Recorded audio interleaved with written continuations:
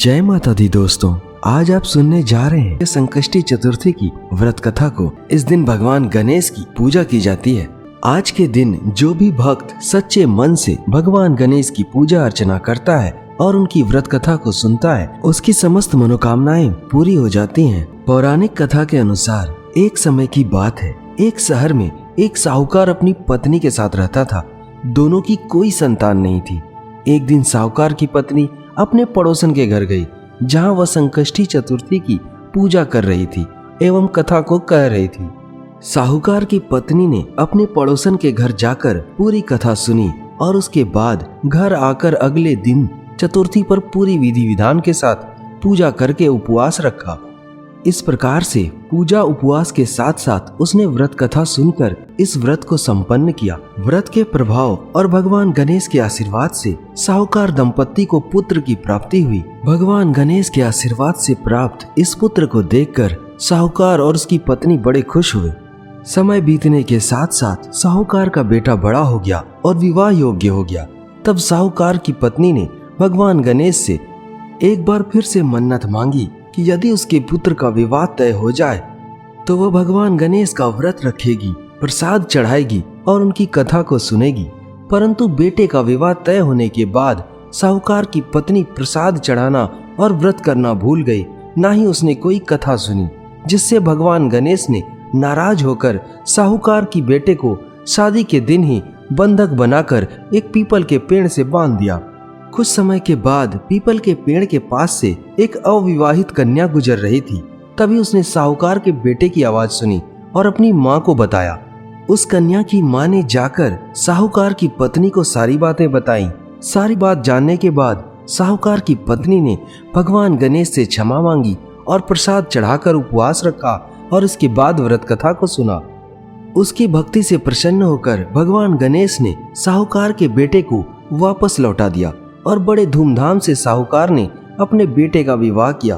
तभी से पूरे नगर में सभी लोग चतुर्थी का व्रत करने लगे और भगवान गणेश की उपासना करने लगे। सभी भक्तजन एक बार प्रेम से बोलें, गणपति गजानन भगवान की जय हो, ओम गणेशाय नमः। अगली कथा के अनुसार एक बार देवता कई विपदाओं में घिरे हुए थे। तब वह मदद मांगने के लिए भगवान शिव के पास गए। उस समय भगवान शिव माता पार्वती और अपने दोनों पुत्रों कार्तिकेय एवं गणेश जी के साथ बैठे हुए थे।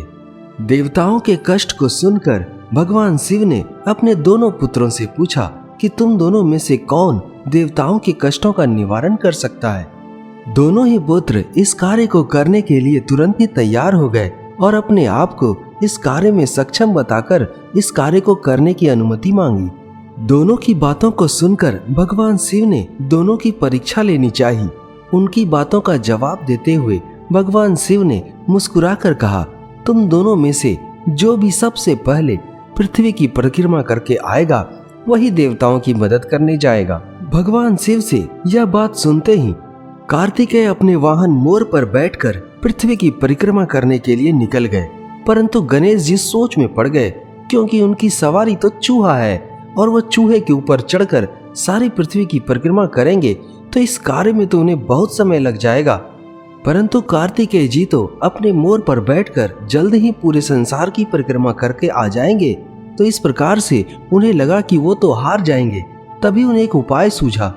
वे अपने स्थान से उठे और अपने माता पिता शिव जी और पार्वती जी की 7 बार परिक्रमा करके वापस अपनी जगह पर बैठ गए। थोड़ी ही देर में कार्तिकेय जी भी समस्त लोगों की परिक्रमा करके वापस आ गए और अपने आप को विजेता बताने लगे। तब भगवान शिव ने गणेश जी की तरफ मुड़कर पूछा कि शर्त के मुताबिक तुम्हें तो पूरे लोगों का परिक्रमा करना था, लेकिन तुम अपनी जगह पर ही बैठे रहे। आखिर तुमने शर्त पूरा करने का प्रयास क्यों नहीं किया?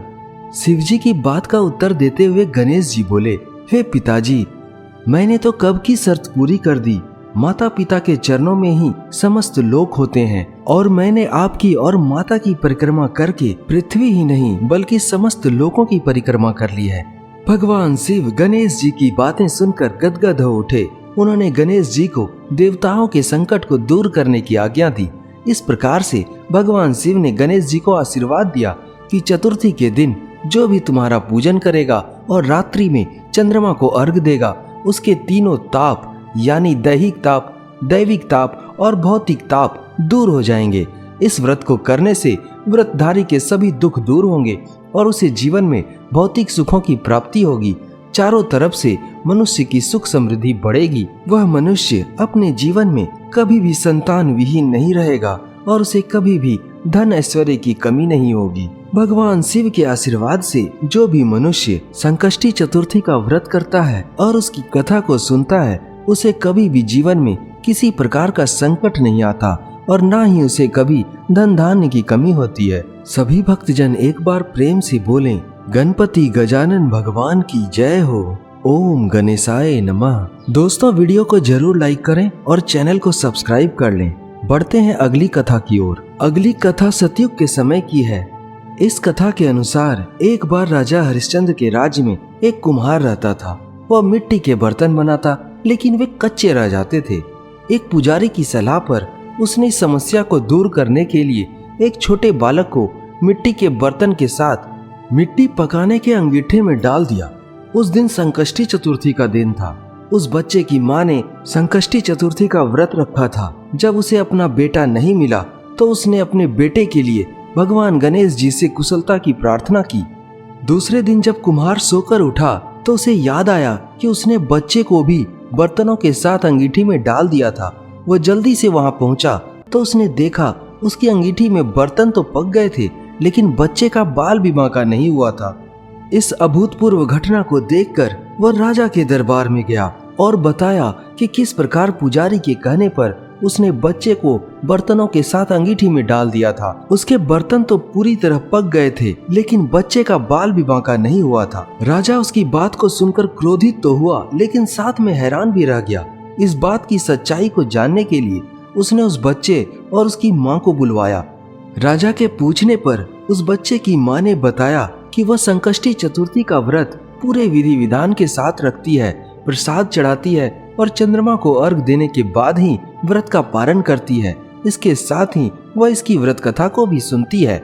देखते ही देखते यह बात पूरे नगर में फैल गई और इस घटना के बाद से ही महिलाएं संतान और परिवार के सौभाग्य के लिए संकट चौथ का व्रत करने लगी। सभी भक्तजन एक बार प्रेम से बोलें, गणपति गजानन भगवान की जय हो। ओम गणेशाय नमः। दोस्तों, वीडियो को जरूर लाइक करें और चैनल को सब्सक्राइब कर लें। बढ़ते हैं अगली कथा की ओर। एक समय की बात है, भगवान विष्णु का विवाह लक्ष्मी जी के साथ तय हुआ था। विवाह की तैयारी होने लगी। सभी देवताओं को निमंत्रण भेजा गया, परंतु किसी कारणवश गणेश जी को निमंत्रण नहीं मिल पाया।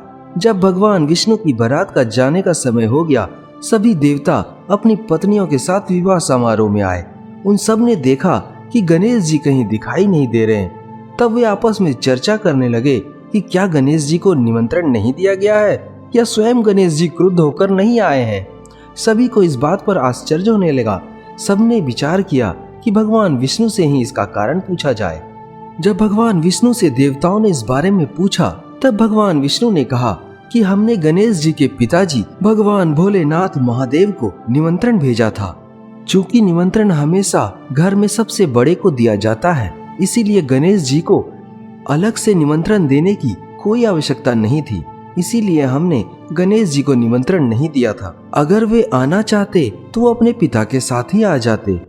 और दूसरी बात है उनका भोजन।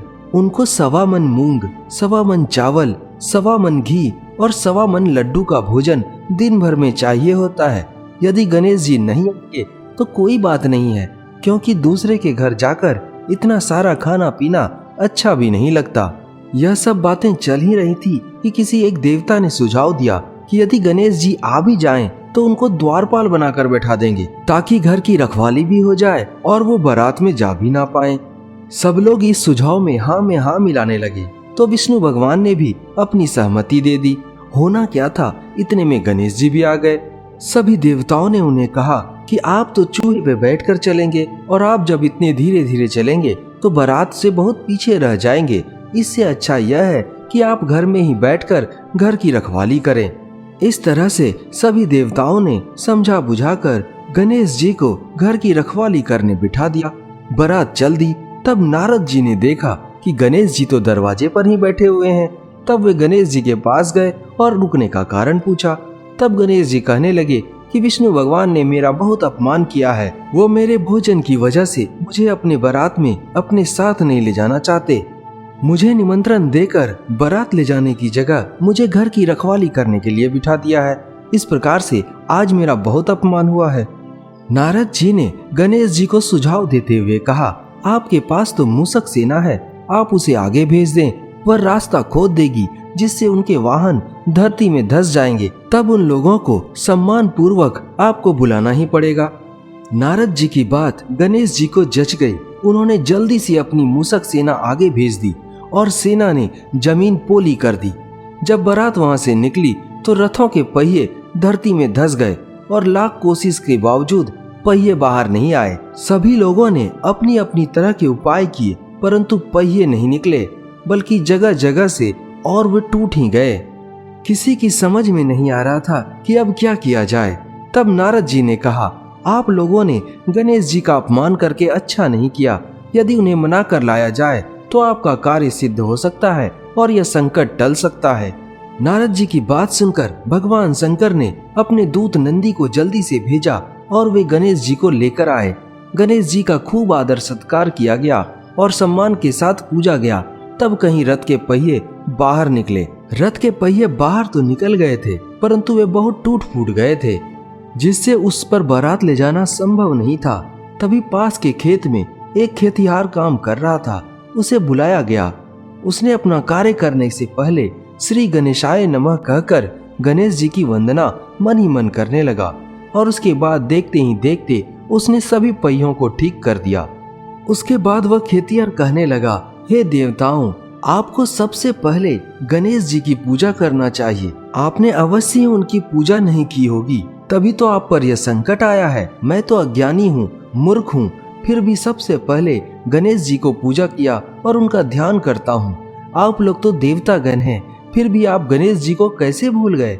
अब आप लोग भगवान श्री गणेश की जय बोलें, तभी आगे कोई और संकट नहीं आएगा और आपके काम बनेंगे। इसके बाद सभी लोगों ने भगवान गणेश की स्तुति की और उनका जयकारा किया। इसके बाद बारात वहां से चल दी और विष्णु भगवान का लक्ष्मी जी के साथ विवाह भी बिना किसी संकट और बाधा के धूमधाम से संपन्न हो गया और सभी लोग सकुशल घर लौट आए। सभी भक्तजन प्रेम से बोलिए, गजानन भगवान की जय, संकट हरता भगवान गणेश की जय।